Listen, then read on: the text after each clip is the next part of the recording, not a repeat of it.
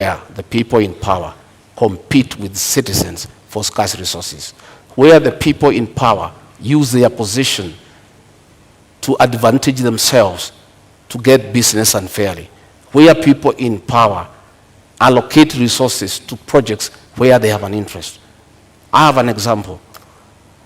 In the year 20, I want to tell you what is state capture and conflict of interest.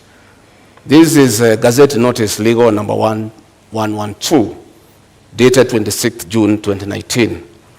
In the exercise of powers conferred by Section 106 of the Stamp Duty Act, the Cabinet Secretary of the National Treasury and Planning, on the recommendation of the Cabinet Secretary for Lands and Physical Planning, directs that the instruments executed in respect of the transactions relating to the merger of NIC, PLC, and Commercial Bank of Africa shall be exempt from the provisions of the Act.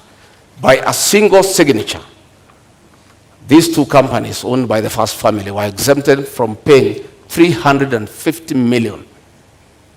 These are rich banks who have made money from domestic borrowing.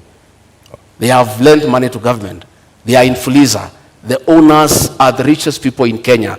They were exempted from paying 350 million, money that can put up 35 level 3 hospitals in Kenya. That is conflict of interest and state capture. That is chronic corruption. It's worse than the corruption associated with public procurement. And that is what we must deal with. Okay. We must deal with state capture. We must deal with conflict of interest.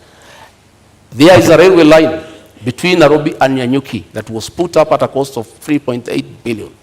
That railway line serves one company that supplies fuel to Nyanyuki. All right, Honorable Gachagua, thank you very much for this. Unfortunately, I cannot authenticate this document. You asked me what the state capture. I'm giving you time, but I cannot authenticate the document that you just read right now. So I've seen in a manifesto that you would put a commission to investigate these tribes. Would you go after the first family?